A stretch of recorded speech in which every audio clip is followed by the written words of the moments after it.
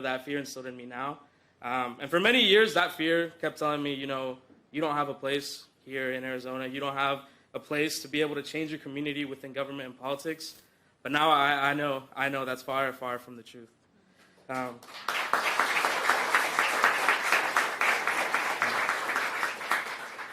I know that because I now firmly believe that my brother, as a DACA recipient, my mother as an immigrant, she deserves the same opportunities that I had growing up. She deserves the same right to be happy, to lead a successful life as I do. And I understand that President Biden and his administration feel the same way that I do now.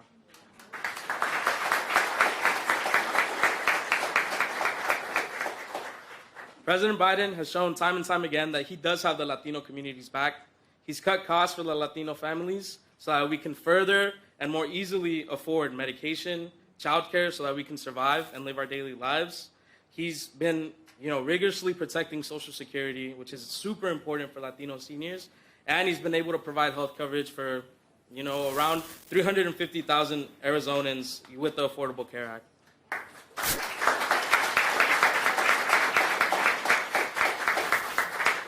Which is why I'm extremely happy and proud to say that for the very first time today, I was able to vote in a presidential election, and that vote was for President Biden.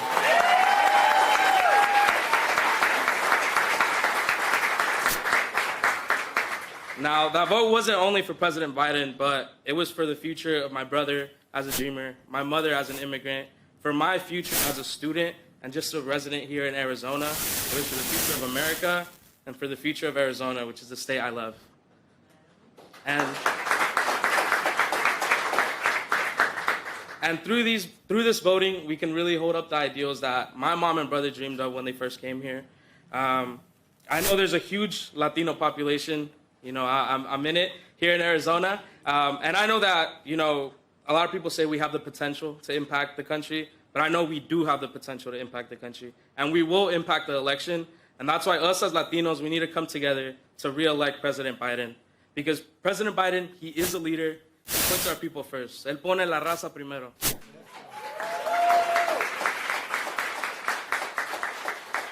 He puts the working class families first, los trabajadores, the students, los estudiantes, the immigrants, los inmigrantes, and the Latinos. And honestly, all of Arizonans, he puts them first. He puts our issues first. And that's why I'm proud to say que nosotros somos Latinos con Biden. And I'll say it again, nosotros somos Latinos con Biden.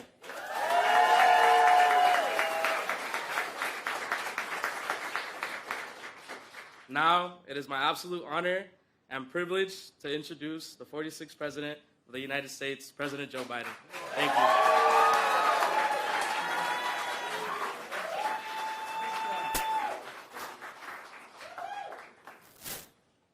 Well, folks, I have to tell you straight up, I like y'all, but I couldn't resist that little babe. Well, first of all, I want to thank y'all and thank Luis for that introduction. When you're president and they say Joe Biden's out in the waiting room, promise you won't say Joe who. Folks, look, when I get criticism some places for having such a strong interest in Latino voters and Latino Americans and people here in the country, I point out to them, I said, can you imagine when you have 28% of all the students in public school are Latino, and nationwide, anybody who doesn't pay attention is really stupid. No, I'm serious, think about it. Think about what this means. Think about the future. We have such enormous opportunities, and I've made an historic investment, $15 billion investment in Hispanic serving institutions, including Arizona State now.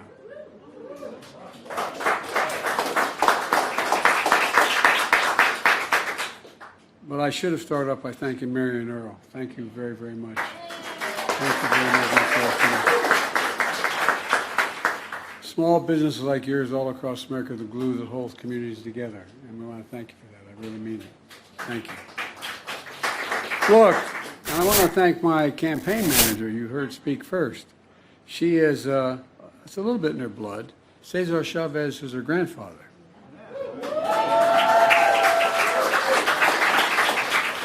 He's the guy that got me interested. He came to Delaware when I was running in I won't even tell you when, 1871.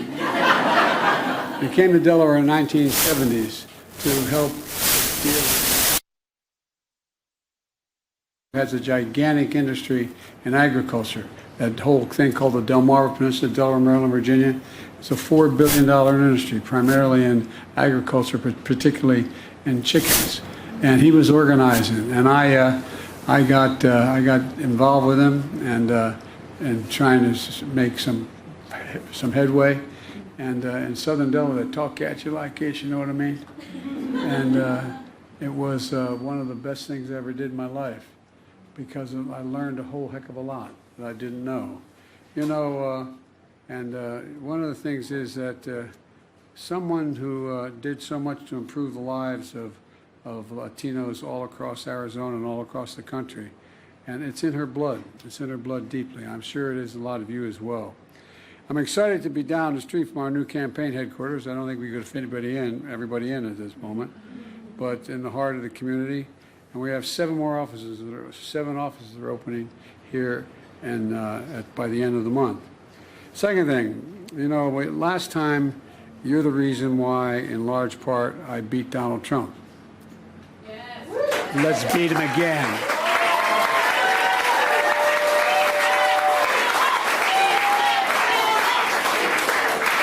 Well, you know, I need you. I need you badly. I need the help. Kamal and I desperately need your help.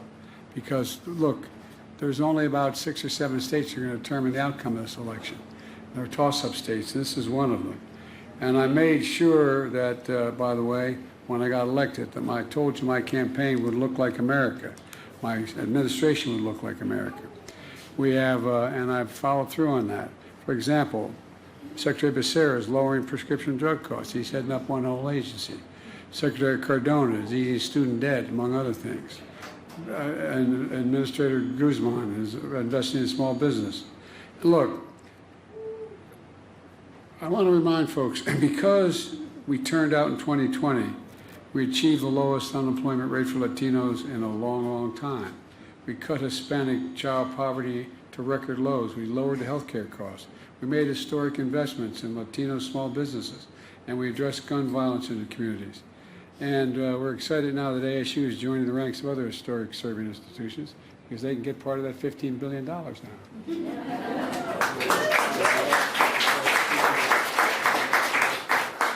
Look, one of the reasons why I've spent so much time and effort in dealing with Latino universities and black universities is they haven't had the endowments these other universities have.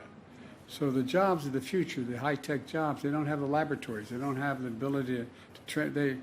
Every student is as competent as anybody going to Harvard or Yale or Stanford or anywhere else, but they don't have the means to train. And so that's where the money's going primarily. It's going not only to get them in school, but to be able to put together the laboratories, to train them to be the engineers, the technicians, the people who are going to lead the technology of the future. And look, the fact is that I shouldn't probably get started on it, but because I promised I'd be brief, because I want to say hello to every one of you. But look, this election is not a referendum on me. It's an election between me and a guy named Trump.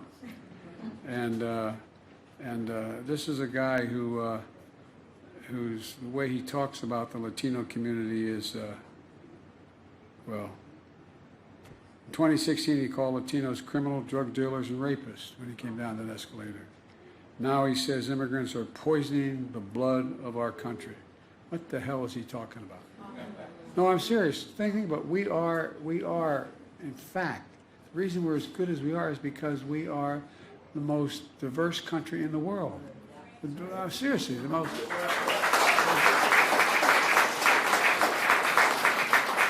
And look, you know, that's not all. He wants to get rid of all the programs we put together, from healthcare to education to small business help. And Social Security he wants to cut. He said, no, he not want to cut. He just said, but there's a lot you can do to trim and cut.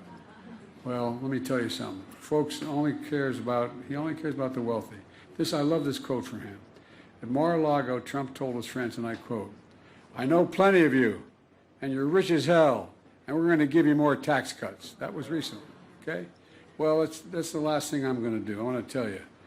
You may remember when we started off this campaign in 2020, there were 55 major corporations that made $40 billion and didn't pay a single penny in taxes.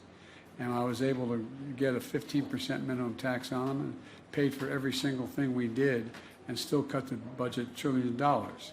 And so, folks, look, let me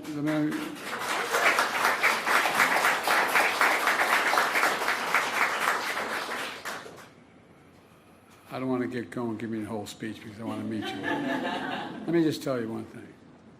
The fact of the matter is, I come from a household that is like maybe a lot of yours. We weren't poor, but we were, I guess, technically, from a financial standpoint, lower middle class. When Cole died in Scranton, where I was born, we moved down to Claymont, Delaware, a little steel town. And we lived in what later became subsidized housing. It wasn't at the time, it was an apartment complex. And my dad kept trying to figure out how he can own a home. Because you own a home, you can build some equity in the home. And you build equity, you can then save and move on from there. And we lived in a 3-bedroom split-level home in a development, they called it. 45 homes, built the same exact kind of homes. And there were 4 kids and a grandpa living with us in that home. We never thought we were poor. We never thought we left behind. But we had to figure out how to get scholarships to go to school. We had to figure out how to pay to get. My dad busted his neck to make sure we had whatever we needed. It could have whatever we needed. But the end result of it was that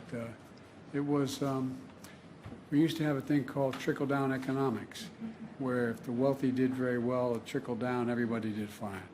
Well, I observed nothing ever trickled down on my dad's kitchen table. And so when I got elected, I decided I was going to build a country from the middle out and the bottom up, not the top down. That way, everybody does well. The wealthy still can do well.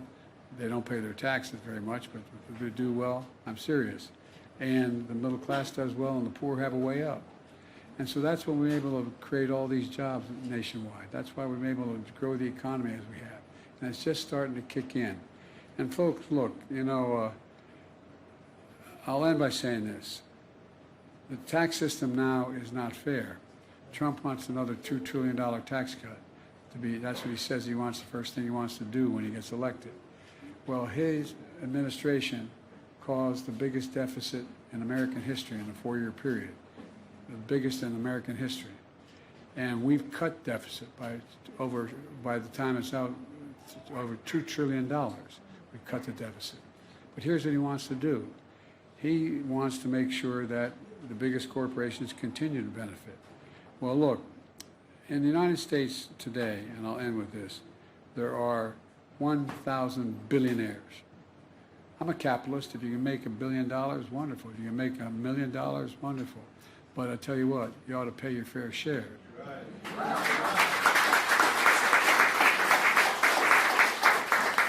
You know what? You know what the average, what the tax a billionaire pays? These 100 billionaires. 8.3% federal tax. Every one of you here would trade for that, wouldn't you? Well, let me tell you something. I'm going to make sure it gets raised to a minimum of 25%, which is still significantly lower than the top rate. But here's what that would do. If we raised that one thing, if we raised that 25% tax, it would raise $500 billion over 10 years. $500 billion. We'd be able to have child care for everybody, $300 per kid. We'd be able to make sure that everybody has an access to an education. We'd be able to have early education for families that don't have the capacity. We'd be able to do so much more. We'd be able to cut the deficit as well. So, folks, I'm optimistic. America has the capacity to do almost anything. We just have to remember who the hell we are. We're the United States of America. And there is nothing. There is nothing beyond our capacity.